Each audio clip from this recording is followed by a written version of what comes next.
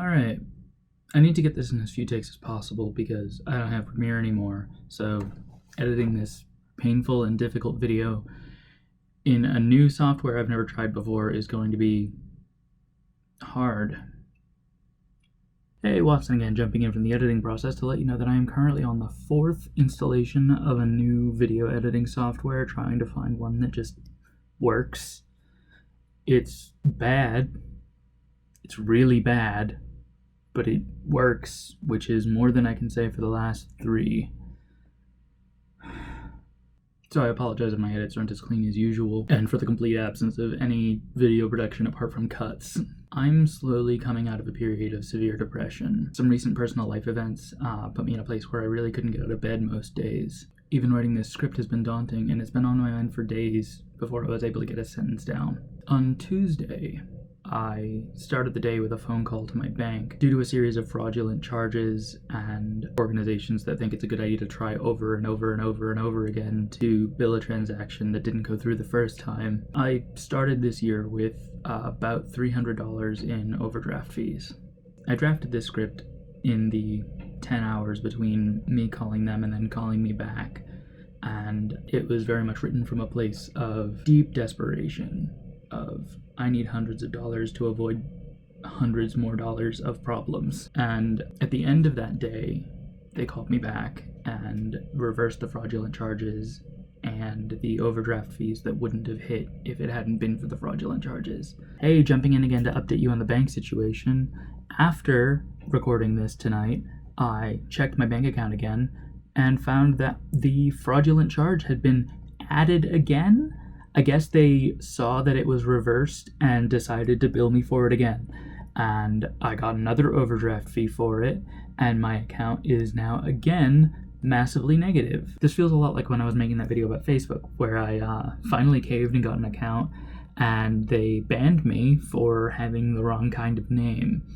And then I wrote a script about it and recorded a video, and then when I was editing the video, they unbanned me.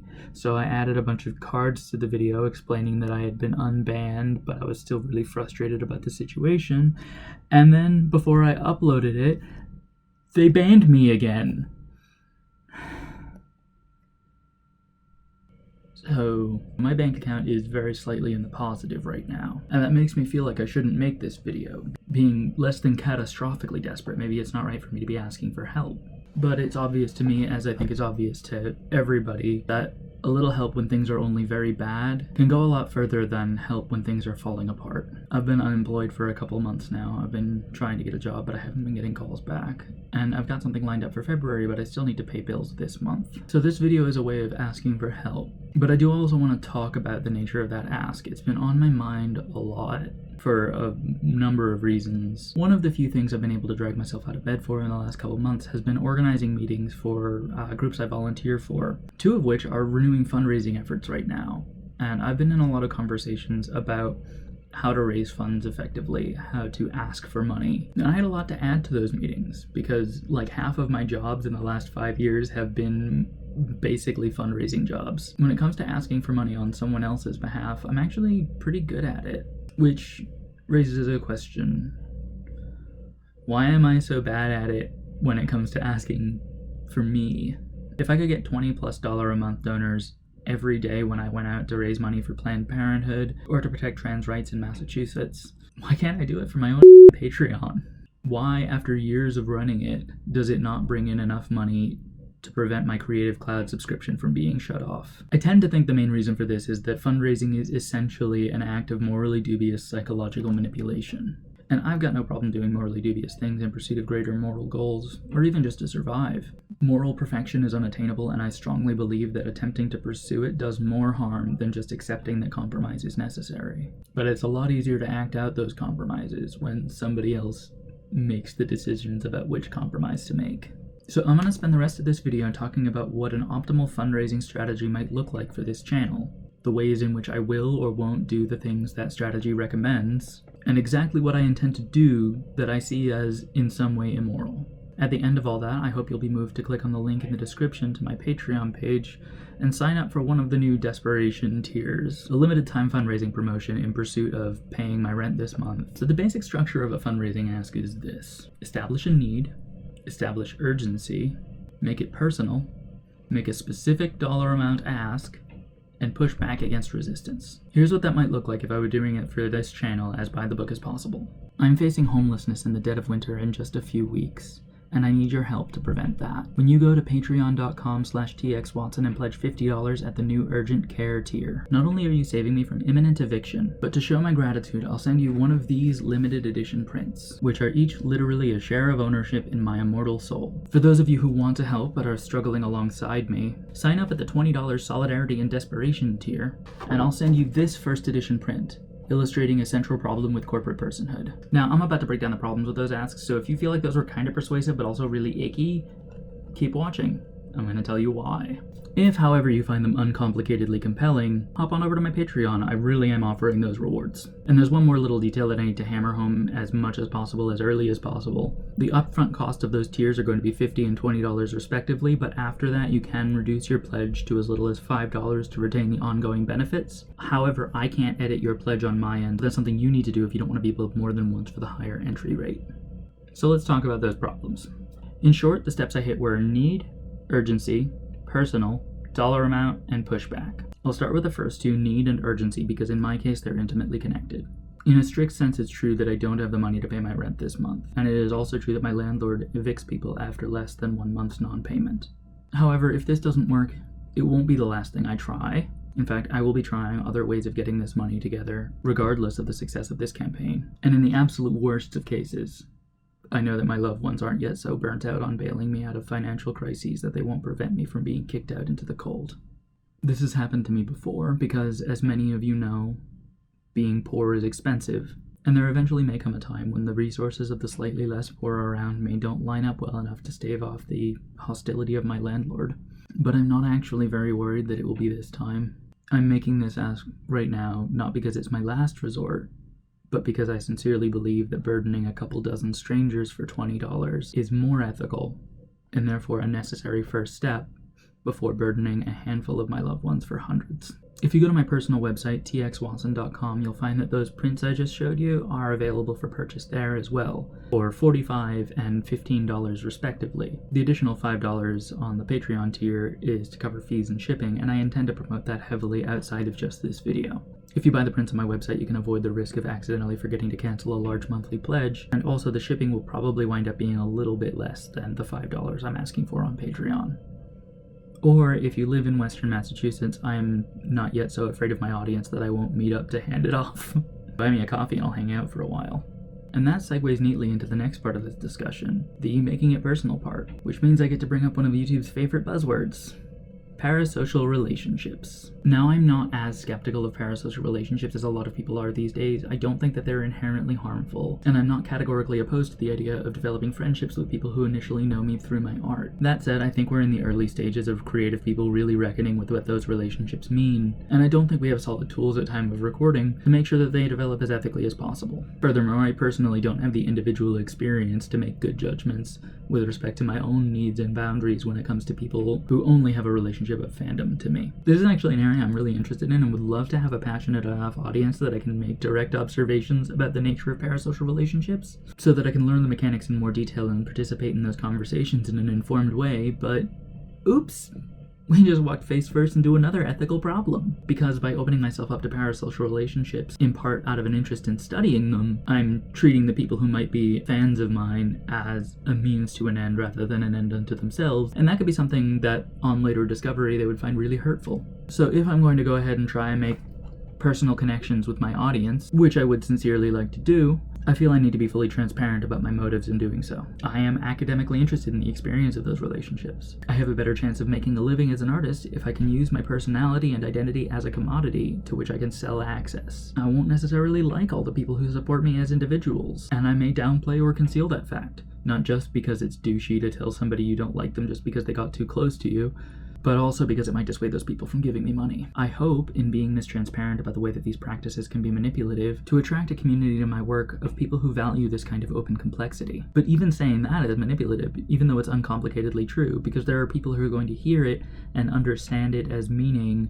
you are special and subscribing to me makes you a better kind of person. And that's not something I believe, but it's close enough to being a description of what I believe that it's nearly impossible to express my actual beliefs clearly in a way that won't imply that to somebody who's looking for it. And the people looking for it are often people who are feeling vulnerable and in need of validation, people who make exceptionally good marks for fundraisers. Alright, next thing on the list is the specific dollar amount, and I'm going to cover this and pushback together because you can't really do pushback in broadcast media. It's something you do on like an interpersonal level, so what I actually had was essentially just two separate dollar asks. If there's interest though, I can make a video about why pushback tactics are sleazy and why I have sometimes felt justified in doing them anyway. So the first thing I did was anchoring, and this is something that a lot of people doing fundraising online for themselves seem to have converged on a level of discomfort with. The convention is to say anything you can give helps, or do what you can if you can, stuff like that. Leave the numbers up to the donor. But if you say a number up front, that sets an expectation in the audience's mind about what an appropriate donation would be. This can be a tricky thing to get right. Overshoot, and you might convince somebody who can't make, say, a $200 donation that there's no point in them donating the $5 they could have done because it's not big enough to be the kind of donation you need. Undershoot, and you're likely to get $1 or $5 donations from people who could have, with trivial ease, given you 20, 50, 100. I went with 50 and 20 in my imaginary best practices pitch because those are numbers that desperately poor people can make happen if they have a moment of genuine fear for someone whose well-being they care about. That's why urgency is important. That's why I said the threat was homelessness in midwinter, not inconveniencing my friends and relatives. And that's why this tactic is sleazy as I'm offering products in exchange for the donation for a few reasons, some of which are manipulative and some aren't. The big manipulative reasons are that scarcity makes people feel motivated to act, and both of these prints are scarce, although in different ways. There will only ever be exactly 1,000 shares of ownership in my immortal soul, so those are limited in a fundamental way. Those prints are part of an art project I did at my final gallery installation at Hampshire College, and they're priced at $45 a piece because at 1,000 shares, the total 45,000 adds up to the approximate debt I held at time of graduation. If, as I was attempting to make happen, the project had gone viral, then it could have cleared my debt in one fell swoop. That didn't happen, but it's still a huge help when people buy them. And the more I succeed as an artist, the more the resale value of limited edition early prints of mine will increase. It's very easy to understand this print as being fundamentally similar to buying stock in me as an artist. And if you like my work and want to see me grow, I hope that appeals to you. I also intend to set up a mailing list for people who own shares so that if or when a resale market does emerge, I can connect people with people who might want to give them much more money for those prints. So those are some sincere reasons that I think those prints have real value. But there's another tricky thing I did in that paragraph. I phrased it as though you had already agreed to purchase it. And in doing so, I was hoping to trigger a cognitive bias called loss aversion, which is the human tendency to see the cost of losing something you have as greater than an equivalent cost of gaining a thing you don't have. It's pretty common knowledge, backed up by research that I don't have the energy to dig out right now, that poor people are more generous than rich people, often giving money they can't really afford to give. This is the reason that I mentioned earlier that I feel confident I won't be evicted this month, because I'm poor, and so are all of my friends and loved ones, and if they can help it, poor people don't let other poor people get thrown out into the cold. This is solidarity, and it's a wonderful thing. Using it to pressure people into giving money they can't afford to give to somebody who maybe doesn't need it as much as they do is evil. Listen, if you're pretty much in my boat, but like you can afford to spare $20 right now, pledge $5. That'll make it less likely that on a bad month later the bill will be enough to put you into overdraft. Or you can go to my website and buy the Made of Humans print for $15, which has no recurring payment, and so no chance of creating overdrafts you didn't expect several months from now. And this is a good point to bring up again, that those bonus tiers are going to be reduced to a lower recurring cost, but you need to personally edit your pledge after the first payment in order to make that happen. I can't edit your pledge. And if you're pretty much in my boat right down to the I have a big pile of overdraft I don't know what to do about and I can't withdraw the $15 in my Venmos to pay for gas because it'll just fall into the bank account hole, please, for the love of God, don't pledge to my Patreon. Don't pledge to anyone's. Cancel the pledges you have. I promise creators will understand, or they didn't deserve your money. Alright.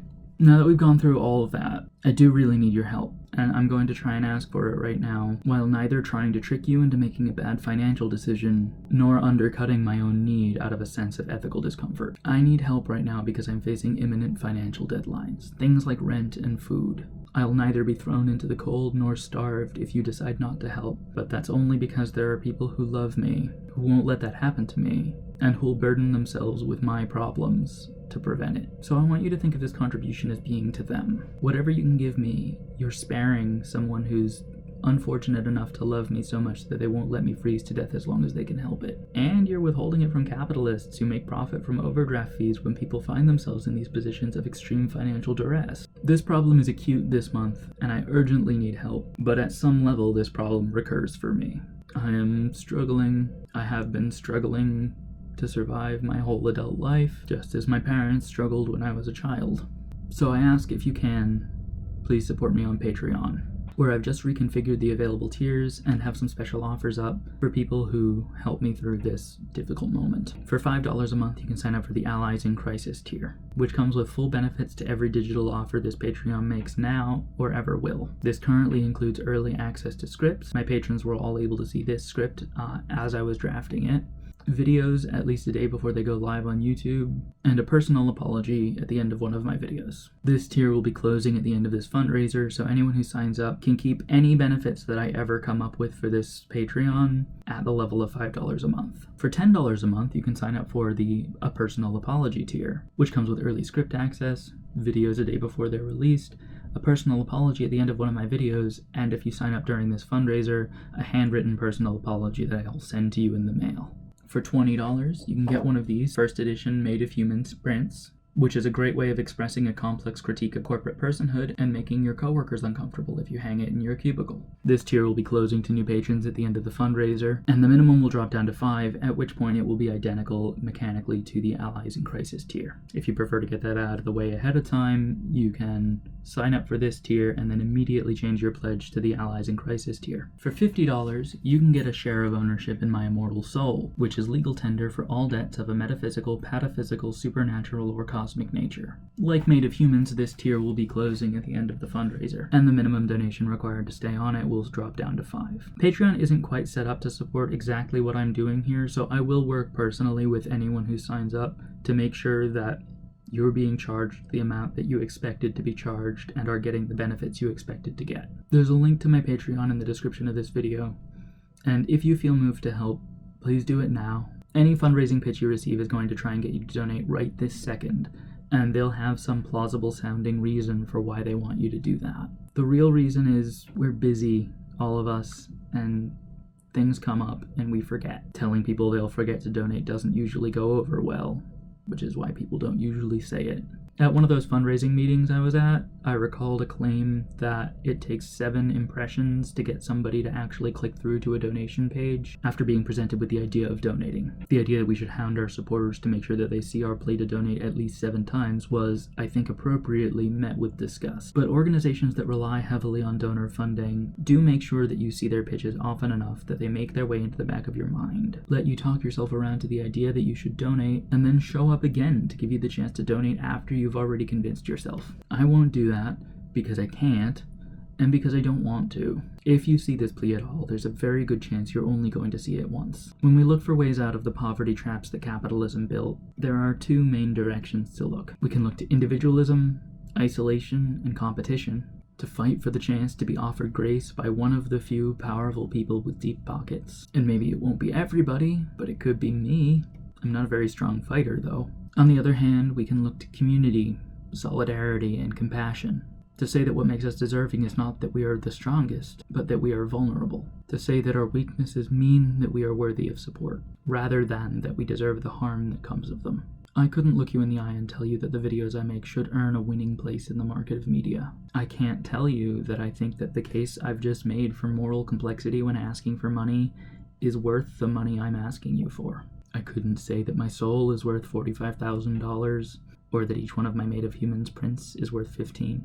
I can't sincerely ask you to judge me as an asset and find me worth investing in, because I can't sincerely tell you that I think I have that kind of worth. I can only honestly say that I'm one of many people in a world with too much pain, and that I'm hurting. And that hurt is not zero sum. The cost of spending a few dollars right now to you might be a lot less than the cost that those dollars could spare me. And I can only honestly promise in return that on the frequent occasions when I have something that costs me less to give than it would spare someone else, I will.